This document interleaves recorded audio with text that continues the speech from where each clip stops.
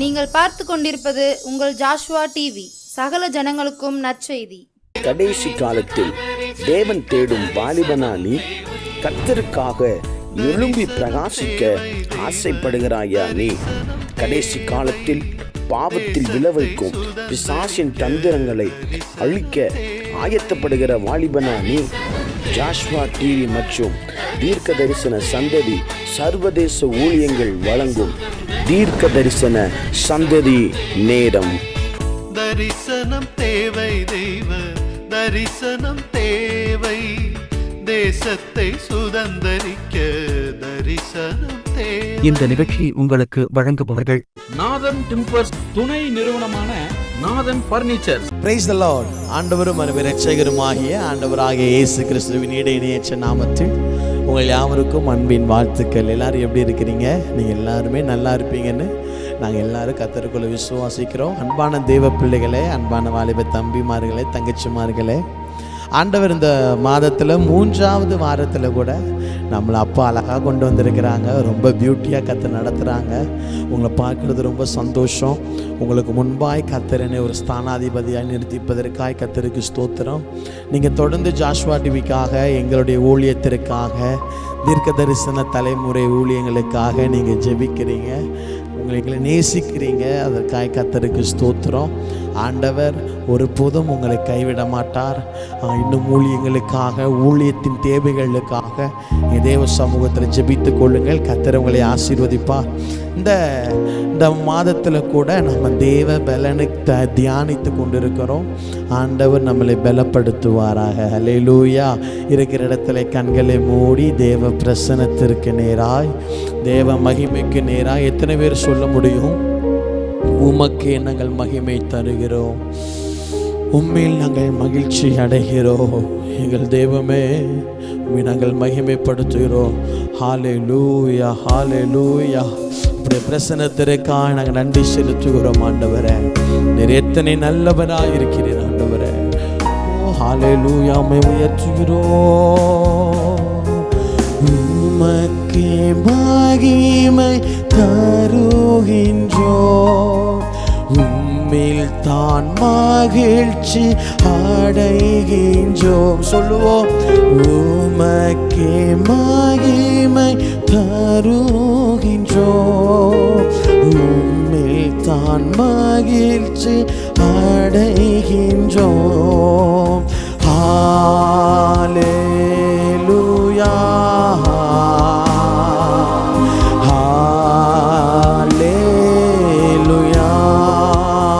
சொல்லுவோம். ஹல்லேலூயா,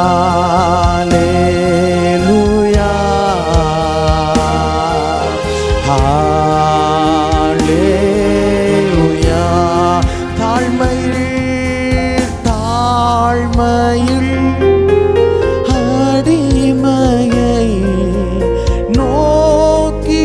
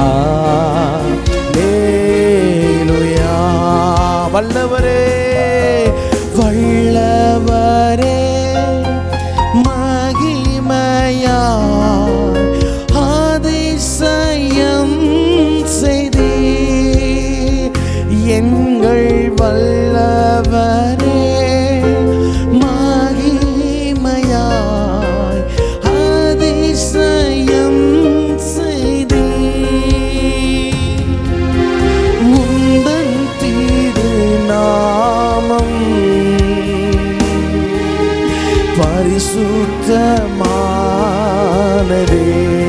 உந்தன் திருநாமம், உந்தன் திருநாமம் பரிசுத்தமா. ரெண்டு கைகளை உயர்த்தி உமக்கே மகிமை, உமக்கே மகிமை தருகின்றோ, உம்மில் தான் மகிழ்ச்சி அடைகின்றோ, உமக்கே மகிமை தருகின்றோ, உம்மில் தான் மகிழ்ச்சி அடை. கைகளை உயர்த்தி ஹல்லேலூயா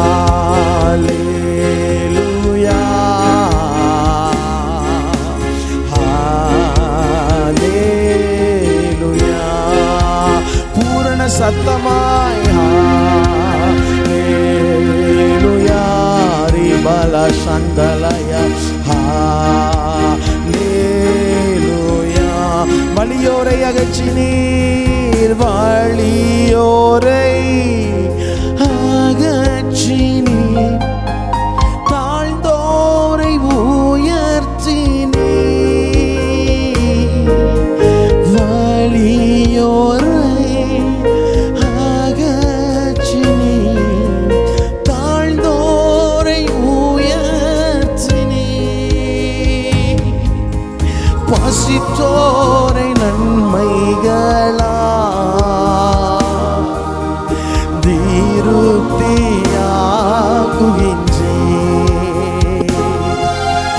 பசித்தோரை நன்மைகளா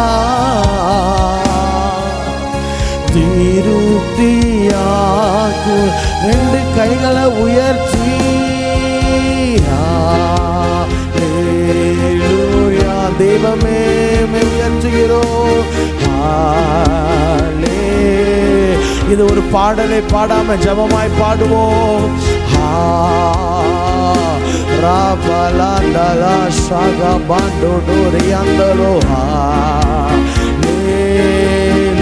எத்தனை சொல்ல முடியும்? கண்மலை கண்மலையின் வெடிப்பில் வைத்து பாதுகாத்திரே,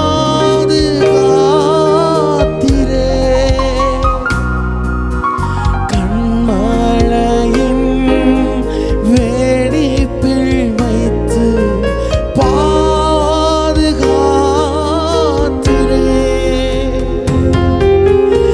என்ன சொல்லி பாடுவே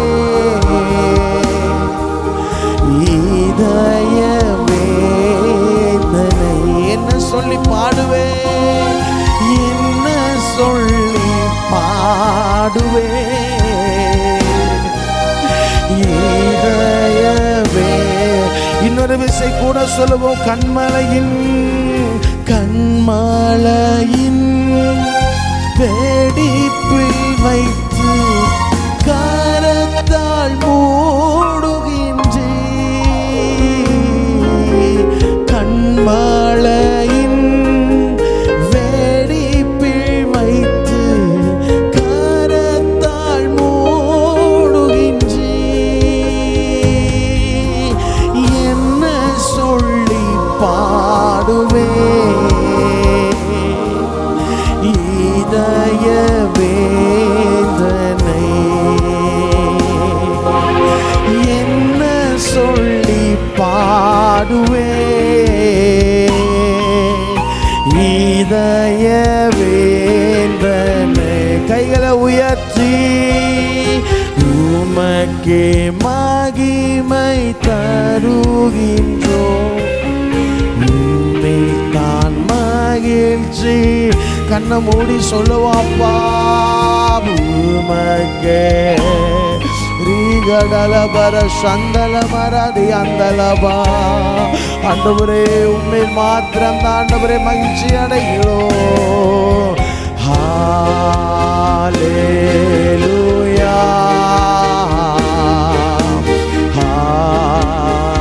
ஹல்லேலூயா ஹல்லேலூயா ஹல்லேலூயா.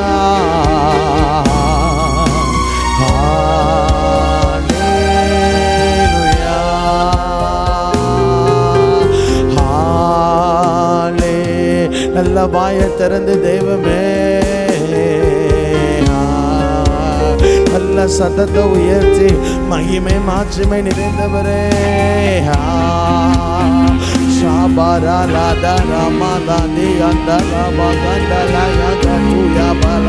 தெய்வமே எங்கள் தெய்வமே ஹல்லேலூயா ராஜாவே உயர்த்துகிறோம் இன்னொரு விசை கூட பூரண பலமாய் நாங்கள் ஆராதிக்க நாங்கள் இருக்கிற இடத்துல அப்படியே வல்லமை இறங்குகிறதற்காக தெய்வமே உடைய பிரசன்னத்தை கொண்டு உறுதிப்படுத்துவதற்காக நல்ல வாயை திறந்து ஹல்லேலூயான்னு சொல்லி ஆராதிப்போம். ராகாடா பாலா டாலா சண்டா கச்சாலா ஏசையா ரே பராலா தரா மசந்தரே அமலாயா ஹல்லேலூயா. தாழ்மையில் அடிமையை நோக்கி பார்த்திரே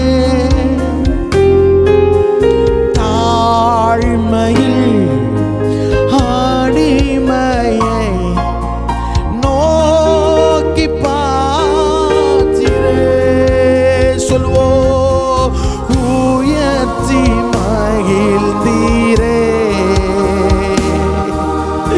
ஒரு கோடி ஸ்தோத்திர உயர்த்தி மகிழ்ந்தாரே.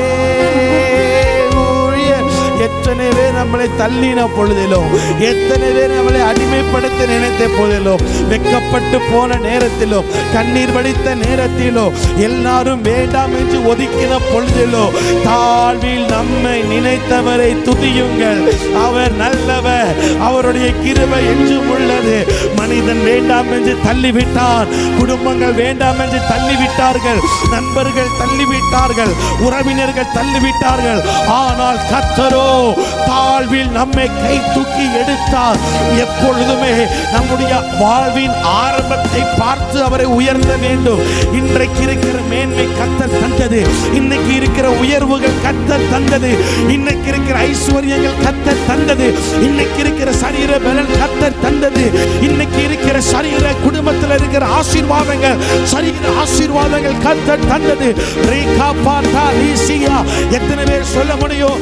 அவர் என்னை தாழ்மையில் இருந்து கை தூக்கி எடுத்தார். தாழ்மையின் அடிமையை நோக்கி பார்த்து சத்தத்தை உயர்த்தி சொல்லுவோம். தாழ்மையின் அடிமையை நோக்கி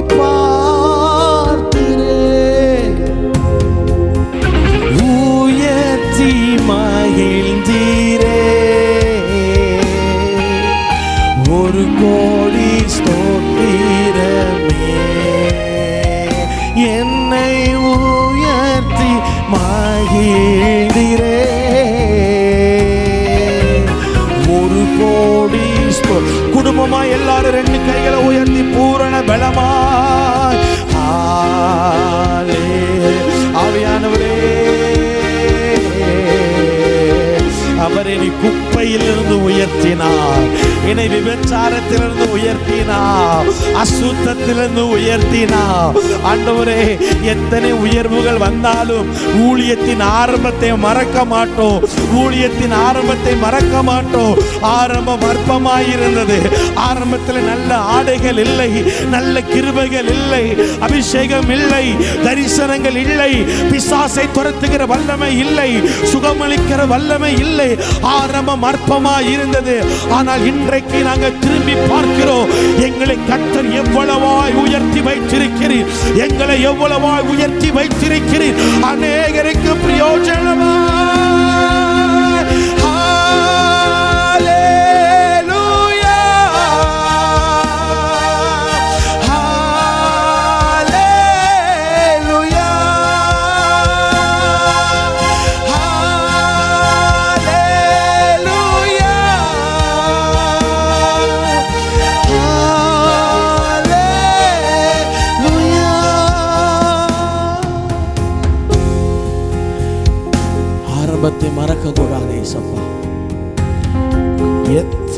உயர்வு வந்தாலும், எவ்வளோ பெரிய இடத்துக்கு செஞ்சாலும்,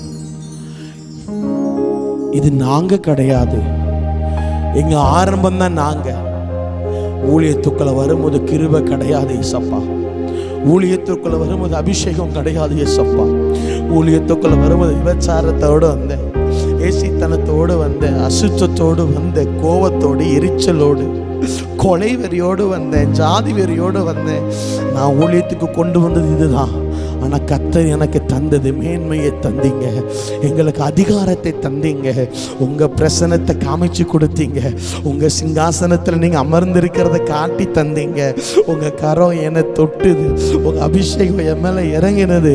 பிசாசு துரத்த கிருபை தந்தீங்க, பிசாசுகள் வல்லமைகளை முறியடிக்க கிருபை தந்தீங்க, வியாதியஸ்தர்களை சுகமாக்க கிருபை தந்தீங்க, தீர்க்க தரிசன ஊழியத்திற்கு அழைத்தீங்க, தீர்க்க தரிசியாய் ப்ரமோட் பண்ணீங்க, தீர்க்க தரிசனங்களை உரைக்க வைத்தீங்க. உங்க ஜெபத்துல, தனி ஜெபத்துல முழங்கால் போட்டு அழ வச்சீங்க. எத்தனை நாள் நடத்தினீங்களே ஆண்டவரே. இன்னைக்கு ஓய்வில்லாமல் ஓட வைக்கிறீங்க. பணத்திற்கு பஞ்சங்கள் இல்லை, குடும்பத்தில் பிரச்சனைகள் இல்லை, எந்த தேவைகளும் இல்லை. எங்களுக்கு அன்றன்றைக்கு எது தேவையோ அதை கரெக்டாக கர்த்தர் படி இழக்கிறீர். ஒன்றையும் கூட்டியும் அல்ல, குறைத்தும் அல்ல. நல்ல போதகராக இருக்கிறீர், நல்ல தகப்பனாக இருக்கிறீர். இந்த கிருபைகளுக்கு ஸ்தோத்திரம். எங்களை தாழ்த்துகிறோம், பெருமையாக்குகிறோம். இயேசுவின் நாமத்தை நல்ல பிதாவே, ஆமென், ஆமென்.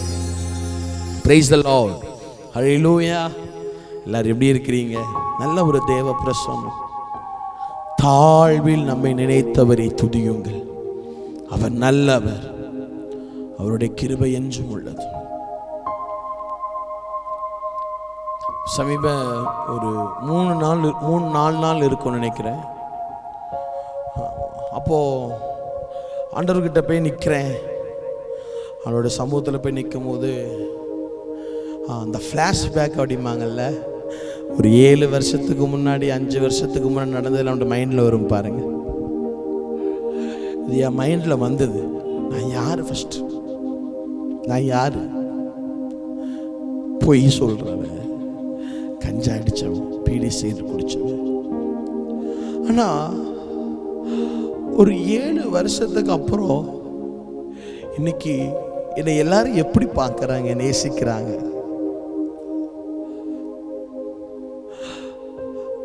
அப்போ இன்னைக்கு இருக்கிற மேன்மை, இன்னைக்கு இருக்கிற ஆசீர்வாதங்கள் எல்லாம் நமக்குள்ளது கிடையாது. நம்ம ஆண்டவர்கிட்ட வரும்போது நம்ம துவக்கத்தை மறந்துடக்கூடாது. துவக்கத்தை நம்ம ஒருபோதும் மறந்துடக்கூடாது.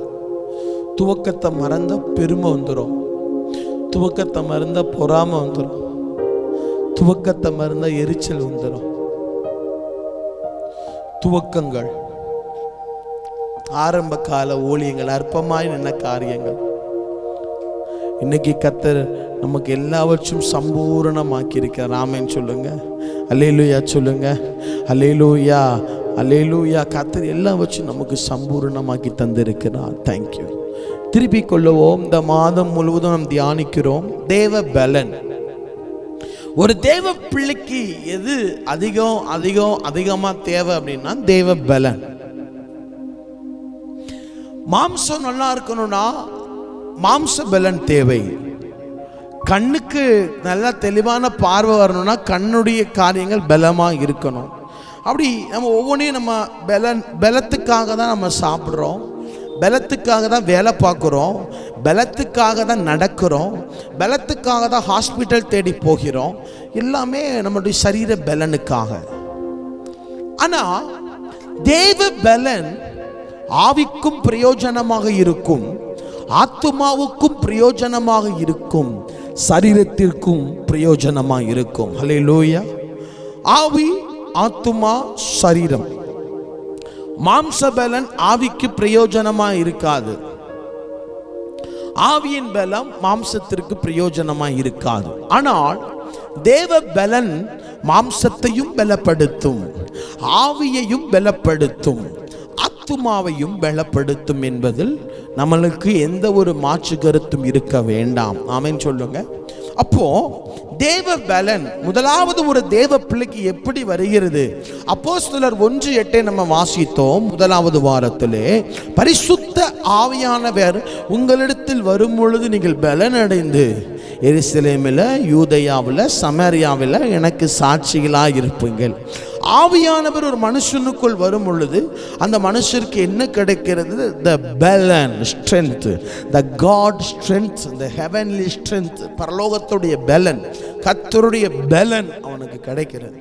இரண்டாவது, கர்த்தருக்குள் மனமகிழ்ச்சியாயிரு. ஆமென்.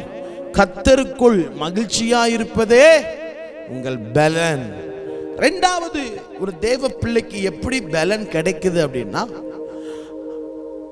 என்ஜாயிங் வித் காட் அப்படின்னு சொல்லலாம். ஹாப்பி, அப்பா கூட மகிழ்ச்சியா இருக்கிறது, சந்தோஷமா இருக்கிறது. உலகத்தோட சந்தோஷம் அல்ல, அப்பா கூட சந்தோஷமா இருந்து பேசும்போது நமக்கு ஒரு பலன் கிடைக்கிறதுன்னு ஆண்டவர் சொல்லுகிறார். அல்லேலூயா. மூன்றாவது வாரத்தில் கூட நான் உங்களுக்கு தேவ பலன் எப்படி கிடைக்கும்னு காமிச்சு கொடுக்கிறேன்னு என் கூட திருப்பி கொள்ளணும். ஏசாயா தீர்க்கதரிசியின் புஸ்தகம் 40வது அதிகாரம் 31வது வசனம். ஏசாயா 40 வசனம் 31. கர்த்தருக்கு காத்திருக்கிறவர்கள் புது பலன் அடைந்து கழுகுகளைப் போல செட்டைகளை அடித்து எழும்புவார்கள். அவர்கள் ஓடினாலும் இளைப்படையார்கள், நடந்தாலும் சோர்ந்து போவார்கள். மாம்சபலன், ஓடினால் இளைப்படைவோம், நடந்தால் சோர்ந்து போவோம். ஆனால் ஒரு தேவ பிள்ளை கர்த்தருக்கு காத்திருக்கும் பொழுது அது கழுகை போல புது பலன். சொல்லுங்க, புது பலன். பக்கத்தில் யாராவது இருந்தா கையை பிடிச்சு சொல்லுங்க, புது பலன். ஆமென் சொல்லுங்களேன். புது பலனை ஆண்டவர் தருகிறார். இந்த வசனத்தில் இந்த தீர்க்கனாகிய ஏசாயா மூலமாய் தேவனாகிய கர்த்தர் நம்மோடு மிக தெளிவாய் மிக அருமையான ஒரு சத்திய ஆதாரத்தை காண்பிக்கிறார். இந்த 40:31 ஆண்டவர் ஒரு பறவையை இந்த வசனத்திற்குள் ஒப்பிட்டு காண்பிக்கிறார். கழுகுகளை போல பலன் அடைவார்கள். ஏன் ஆண்டவர் கழுகுகளை காத்திருக்கிறதற்கும் பலன் அடைகிறதுக்கும் ஒப்பிட்டு காண்பிக்கிறார் என்று கேட்டால், கழுகுகள் பல வகையான கழுகு கூட்டங்கள் உண்டு. பிணம் திங்கிற கழுகு கூட்டங்கள் உண்டு. மலை பகுதியில் மாத்திரம் இருக்கிற ஒரு சில கழுகு கூட்டங்கள் உண்டு. இப்படி பல வகையான இன கழுகுகள் உண்டு. ஆனால் இந்த எல்லா கழுகுகளும், இந்த காரியத்தை நான் உங்களுக்கு சொல்லுகிறேன், நீங்கள் அநேக பிரசங்கத்தில் கேட்டிருப்பீர்கள், இருந்தாலும் பரவாயில்லை, மீண்டும் அதில் நாம் கற்றுக்கொள்வோம். கழுகிடமிருந்து நமக்கு தேவையான வாழ்க்கை பாடங்களை தேவனுடைய ஆவியானவர் நமக்கு நல்ல ஒரு கமாலியலாய் இருந்து கற்றுத் தருவாராக. இந்த கழுகு தன்னை பலவீனப்பட்டேன் என்று அது நினைக்கும் போது அது என்ன பண்ணுமாமா? செட்டைகளை அடித்து. இந்த கழுகு எப்படி தன்னை பலவீனப்பட்டது என்று உணருது அப்படின்னா, அதுக்குடைய அழகு ஆகாரத்தை சாப்பிட முடியாத அளவுக்கு வளைஞ்சு பெருசாயிருமா, அதோடைய நரம்பு நகங்கள் பெருசாயிருமா, ரெக்கைகளில் முடி அதிகமாக கழுகால உயர பறக்க முடியாத ஒரு சூழ்நிலைமை, வயது ஆன கழுகை போல் மாறும்போது இந்த கழுகு யாரும் வர முடியாத மலை சிகரத்திற்கு தனக்கென்று ஒரு குழியில் போய் அந்த மலையில் இருக்கிற அந்த ஹோல்ஸுக்குள்ளே போய் அந்த ஓட்டை பகுதிகளுக்குள்ளே போய் உட்கார்ந்து கொண்டு இந்த கழுகு முதலாவது என்ன பண்ணுமாமாம்? தன்னுடைய அழகை வைத்து தன்னுடைய ரெக்கைகள் எல்லாம் வச்சு பிக்குமாம். உரிச்ச கோழி பார்த்துருக்கிறோம் இல்லையா? தன்னுடைய ரெக்கைகள் எல்லாத்தையும் பிக்குமா, ரத்தங்கள் சிந்துமா. அடுத்து இந்த கழுகு என்ன பண்ணுமாம்?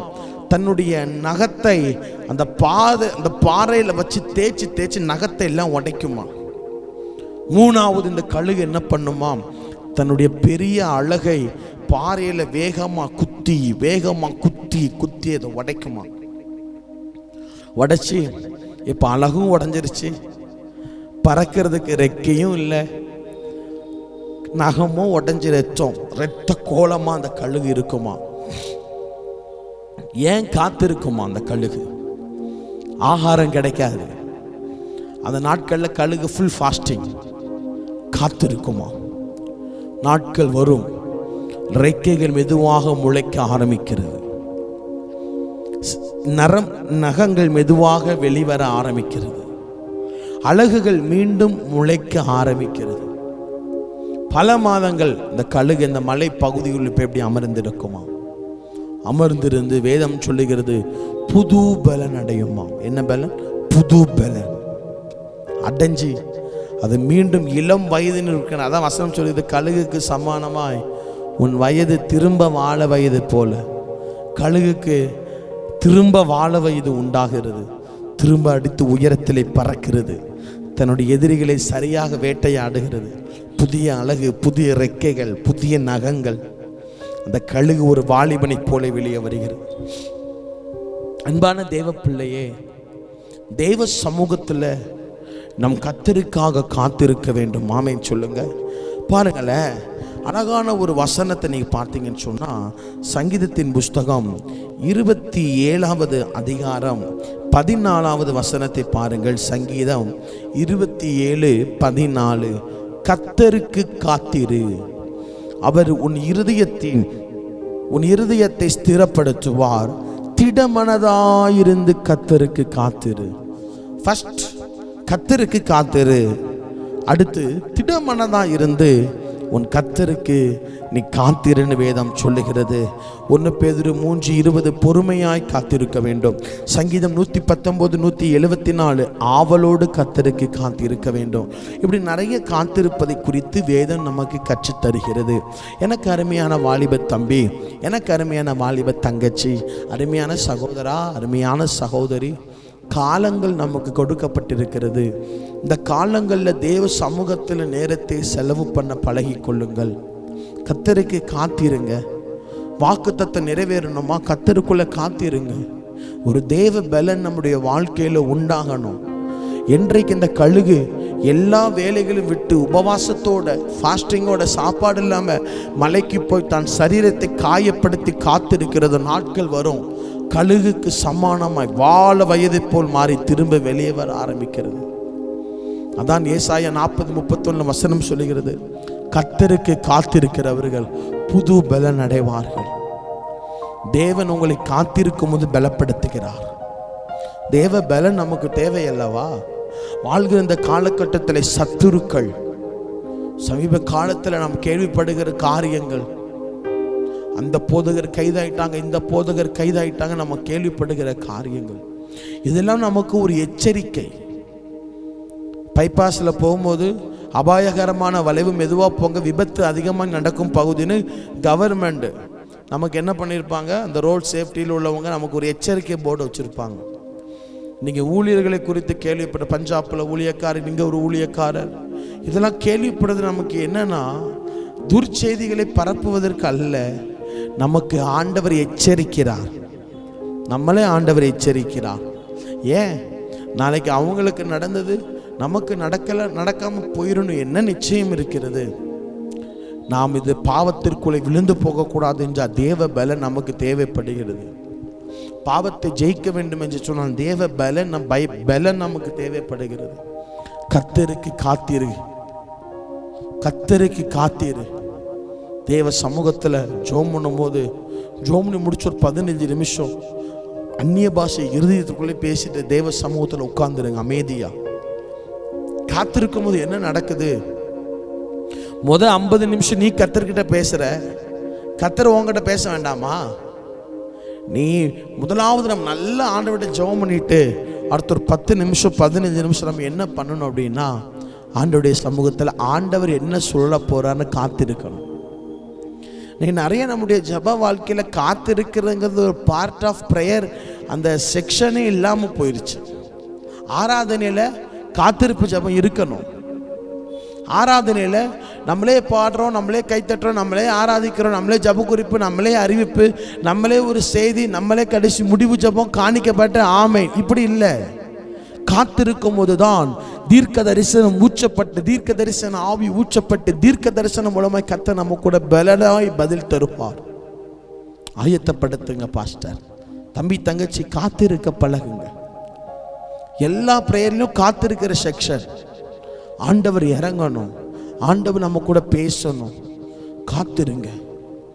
காத்திருங்க, கர்த்தருக்கு காத்திருப்போம், அவர் நம்மளை பலப்படுத்துவார். அல்லேலூயா. எத்தனை பேர் ஆமேன்னு சொல்றீங்க? எல்லாம் கண்களை மூடுவோம். ஆண்டவர்கிட்ட காத்திருக்கணும். ஆண்டவரே 40:31 ஏசாயா, கர்த்தருக்கு காத்திருக்கிறவர்கள் புது பலன் அடைவார்கள். நான்ப்பா எங்க தம்பிமார்களுக்காய் ஸ்தோத்திரம், எங்க தங்கச்சிமார்களுக்காய் ஸ்தோத்திரம். ஆண்டவரே நாங்கள் காத்திருக்க எங்களை அர்ப்பணிக்கிறோம்.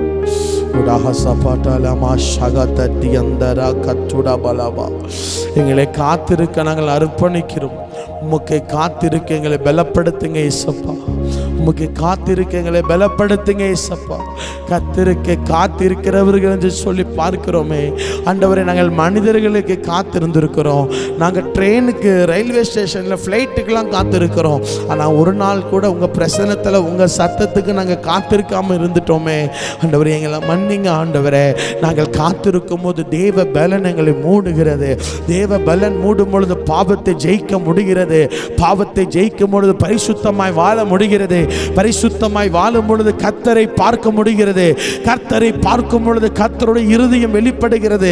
கர்த்தருடைய இருதயம் வெளிப்படும் பொழுது கர்த்தருடைய கண்ணீரை துடைக்க முடிகிறது. கர்த்தருடைய கண்ணீர் துடைக்கப்படும் பொழுது தேசத்திலே சாபங்கள் குறைகிறது. தேசத்திலே சாபங்கள் குறையும் பொழுது தேசத்திலே ஆசீர்வாதங்கள் உண்டாகிறது. தேசத்திலே ஆசீர்வாதங்கள் உண்டாகும் போது வறுமைகள் மாறுகிறது. வறுமைகள் மாறும்போது வியாபாரங்கள் வளர்ச்சி அடைகிறது. வியாபாரங்கள் வளர்ச்சி அடையும் போது தேசம் ஆசீர்வாதமாய் மாறுகிறது. தேசம் ஆசீர்வாதமாக இருக்கும் பொழுது கர்த்தர் தம்முடைய ஜனத்தை சேர்த்துக்கொள்ள இறங்கி வருவீர் ஆண்டவரே. உம்முடைய சமூகத்திலே காத்திருக்க எங்களை அர்ப்பணிக்கிறோம். தம்பிமார், தங்கச்சிமார்களுக்காய் ஸ்தோத்திரம். எக்ஸாம் ரிசல்ட்டுக்காய் காத்திருக்கிற பிள்ளைகளுக்கு நல்ல ஒரு ரிசல்ட்டை கொடுங்கப்பா. பயங்கள் மாறட்டும். நீ பயப்படுகிறபடி ஒன்றும் உனக்கு சம்பவிக்காதுன்னு சொன்னீங்களே, ஒன்றும் சம்பவிக்க கூடாது. பிள்ளைகளை ஒப்பு கொடுக்கிறோம். சத்தத்தை கேட்கிற தாய்மார், தகப்பன்மார், சகோதர சகோதரிகள், தங்கச்சிமார், குட்டி பிள்ளைங்க, குட்டி தம்பிமார் எல்லாத்தையும் உங்கள் கரத்தில் ஒப்பு கொடுக்குறோம். ஆண்டவரே, நீங்கள் பிள்ளைகளை பொறுப்படுத்திக் கொள்ளுங்க, பாதுகாத்துக்கோங்க. இயேசுவின் நாமத்தில் நல்ல பிதாவே ஆமென். கர்த்தருக்கு காத்திருப்போம், புது பலன் அடைவோம், தேசத்தை சுதந்தரிப்போம். எழுப்புதலில் நம் தலைமுறையில் கர்த்தர் தருவார். நம்மளை கொண்டு பெரிய காரியங்களை செய்வார். ஆமென். God bless you. கர்த்தர் உங்களை ஆசீர்வதிப்பார். மாப்பிள்ளை வீட்டுக்காரங்க வந்துட்டாங்க. வாங்க வாங்க வாங்க வாங்க வாங்க.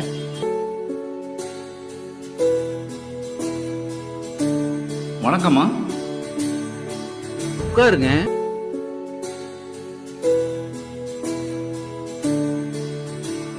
பொண்ணை கூப்பிட்டு வாமா.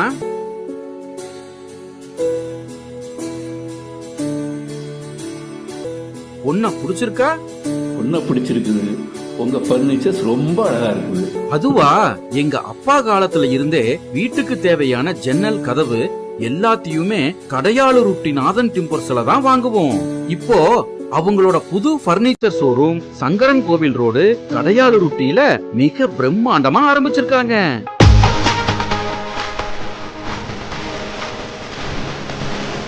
அவங்க கிட்ட நம்ம வீட்டுக்கு தேவையான model furnitures, wood furnitures, dining table, office chair, மர பீரோல், மரக்கட்டில், மெத்தை, அதுபோக எலக்ட்ரானிக்ஸ் பொருட்கள் அனைத்தும் ஒரே இடத்துல இப்போ கிடைக்குது. கல்யாணத்துக்கு தேவையான அனைத்து சீர்வரிசை பொருட்களும் ஒரே இடத்துல வாங்கிக்கலாம். இங்க இல்லன்னு எதுவுமே இல்ல. நியாயமான விலை, கலைநயம் மிகுந்த வேலைப்பாடு, தரமான பொருட்கள்.